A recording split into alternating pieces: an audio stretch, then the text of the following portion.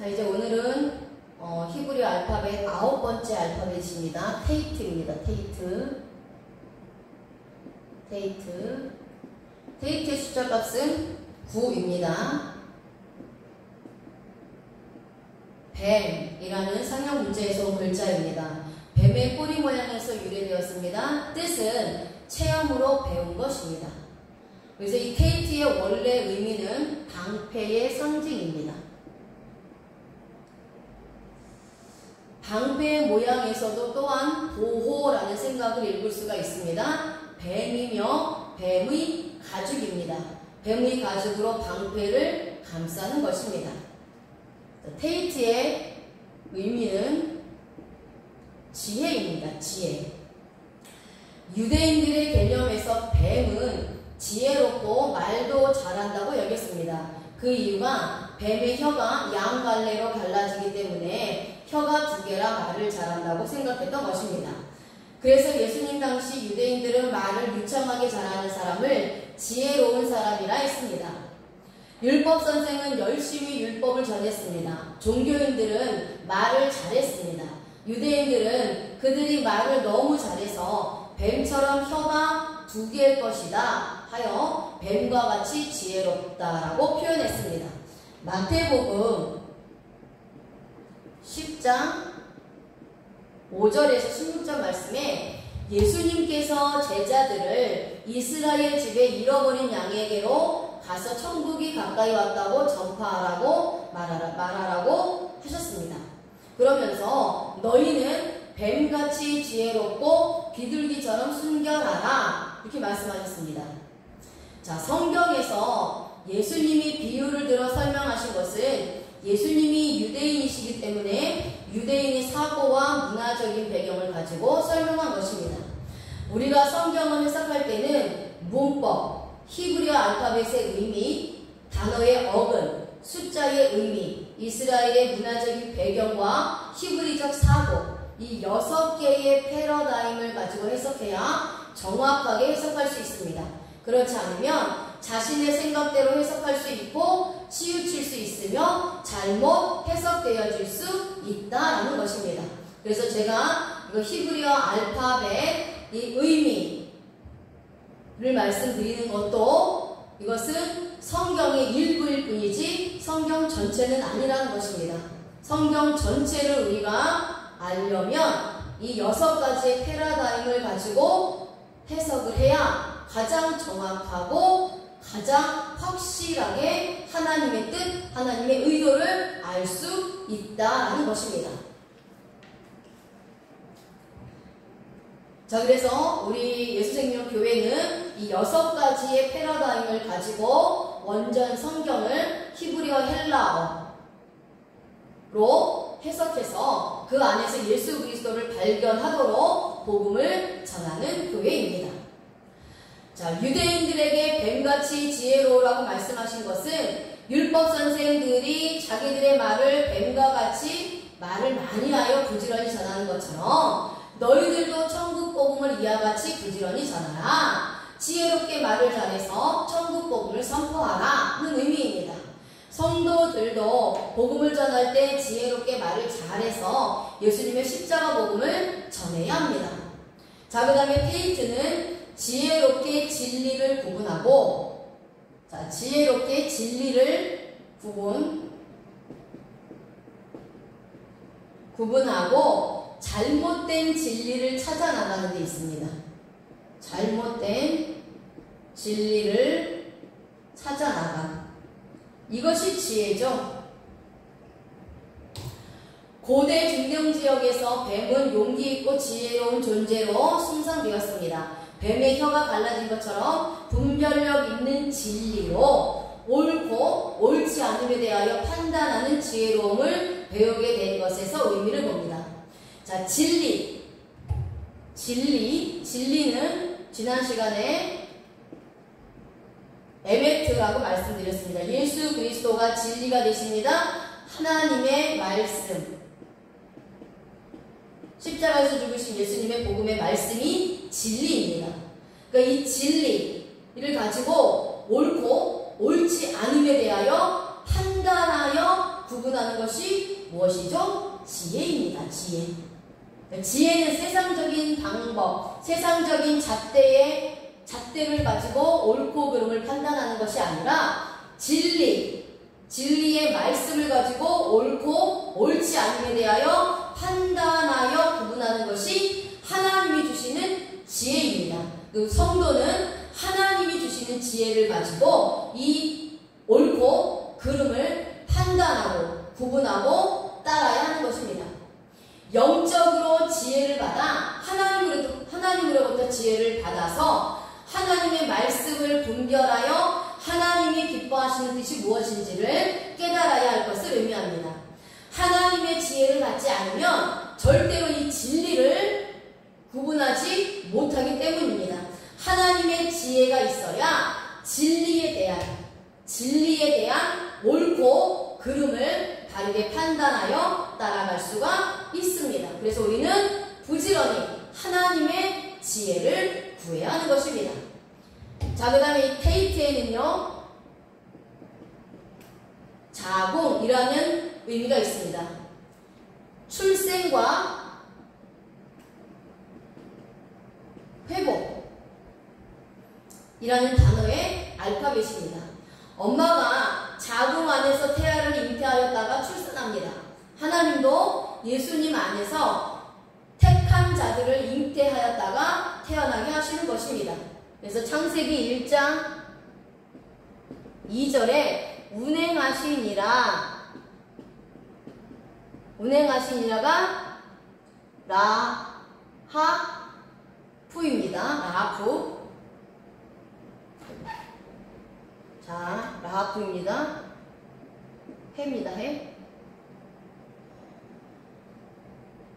자, 라하프. 하나님의 영이 수면 위에 운행하시니라. 자, 이것을 원어적으로 해석하면요, 암탉이 알을 품듯이 하나님께서 택자들을 품고 있는 것을 의미합니다. 그래서 에베소서 1장 4절에 성도들은 창세전에 구원받기로 작정되었고 선택을 받았습니다. 창세전에 이미 예수 그리스도 안에 있었습니다. 이 세상에서 육신의 몸을 입고 태어날 때 아담의 원죄를 가지고 태어났습니다. 원죄의 죄인으로 태어난 것입니다. 이 아담의 원죄로 인해 하나님과의 관계가 단절되었습니다. 나의 원죄와 자범죄를 위해서 십자가에서 죽으시고 부활하신 예수 그리스도, 그 이름을 믿음으로 나의 죄가 모두 해결되었습니다. 그래서 하나님과의 관계가 회복되었습니다. 하나님의 자녀로서의 신분이 회복된 것입니다. 하나님께로부터 난 자들이 된 것입니다. 그래서 이 자궁, 모태라는 단어를 보면은요, 베텐입니다. 베텐. 자, 베텐이에요. 베텐. 이게 성경에서 말하는 모태입니다. 모태.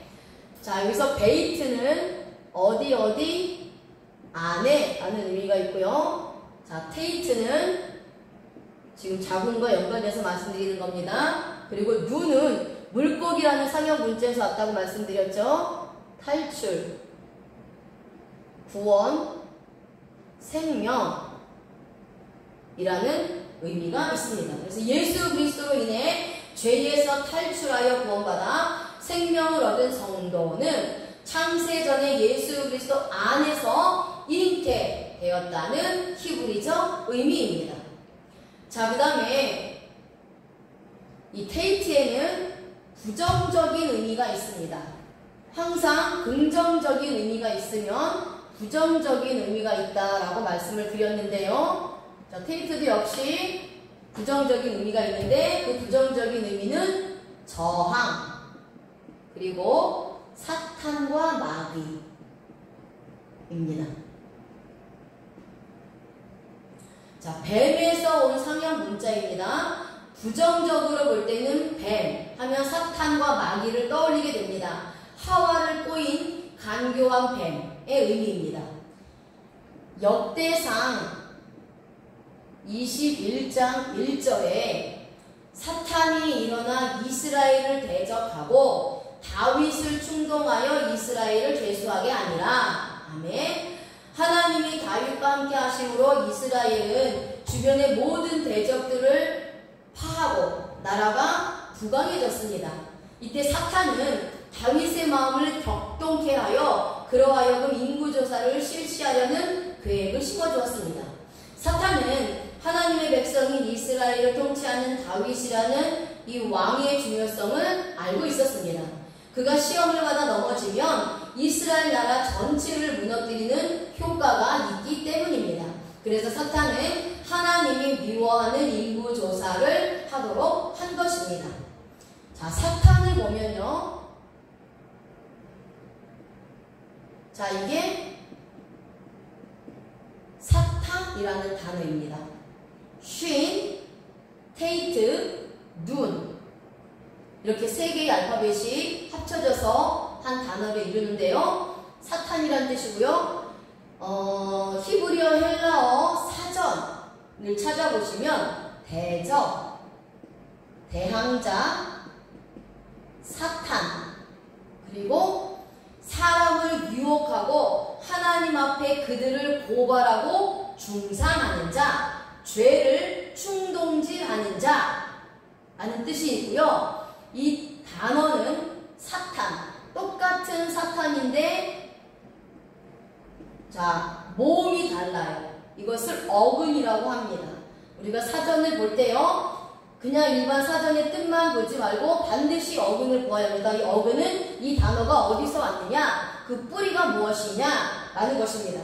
그래서 이 어근을 보아야 정확하게 예수 그리스도를 발견할 수 있고 또 그 하나님의 의도를 깨달을 수가 있습니다. 구속사적으로 해석할 수가 있는 거예요. 자, 여기서 이 사탄의 어근은 공격하다. 사탄이라는 단어는 명사입니다. 근데 어근은 동사입니다. 공격하다, 고발하다. 그리고 뭐가 있죠? 대항하다. 그리고 대적이 되다. 똑같은 사탄인데 자음, 모음의 차이입니다. 자, 그러면 사탄은 쉬는 거룩하신 하나님이라고 말씀을 드렸습니다. 거룩하신 하나님입니다. 거룩하신 하나님을 의미합니다. 테이트는 저항이라는 의미가 있죠. 자, 그 다음에 눈. 이 눈은 물고기에서 온 상형 문자인데요. 성경에서는 성도를 예표합니다. 구원, 탈출, 생명, 그리고 자유라는 의미가 있습니다. 전환이라는 의미입니다. 전환. 자, 그래서 사탄은 예수 그리스도로 말미암아 죄에서 탈출하여 구원받아서 생명을 얻은 거룩한 하나님의 자녀가 그 거룩한 하나님의 자녀로서의 삶을 완전히 전환된 성도들이 거룩하신 하나님을 저항하여 죄를 짓도록 충동질하여 하나님과 원수지게 만드는 존재라는 히브리적 의미입니다. 그러니까 이 사탄은요, 하나님을 대적하고 하나님을 대항한 자입니다. 이게 사탄이죠. 그리고 이 사탄은 하나님 앞에 하나님의 백성들을 고발하고 중상하는 자입니다. 죄를 짓도록 계속해서 죄를 충동질하는 자가 사탄입니다. 사탄이죠. 그래서 하나님의 택한 백성들이 거룩하게 살아야 하는데 거룩한 삶을 살도록 신분이 거룩한 성도로 전환이 됐는데 이 거룩한 성도들이 거룩하신 하나님을 저항하여 죄를 짓도록 충동질하는 게 사탄입니다.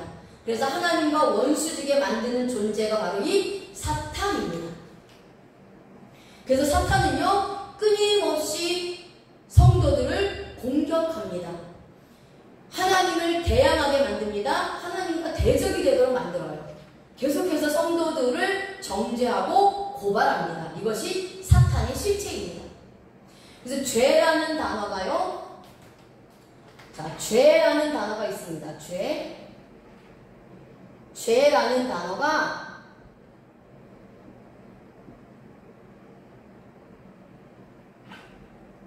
죄라는 단어가 하타입니다. 이게 죄라는 단어예요. 하타.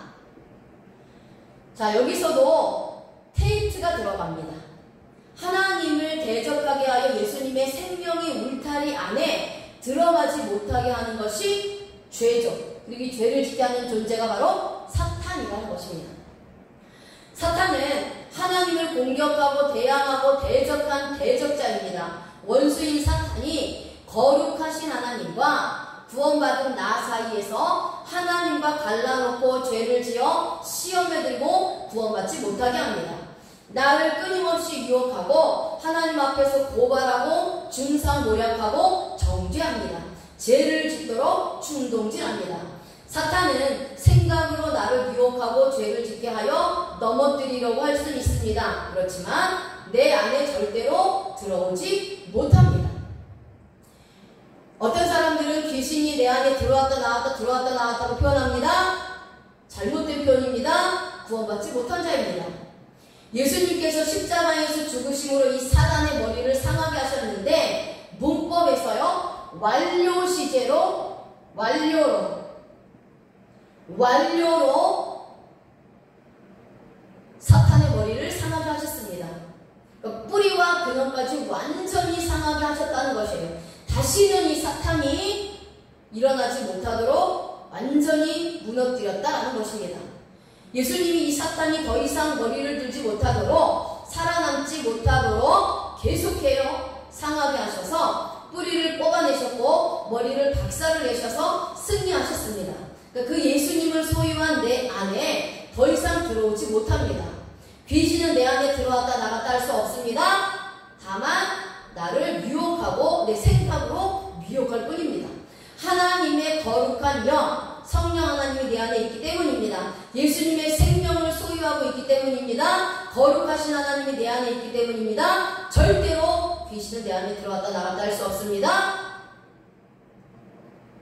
예수님이 승리하셨고 그 예수님을 승리한 우리 하나님의 거룩한 백성은 반드시 하나님께서 믿음으로 승리하게 하시는 것입니다.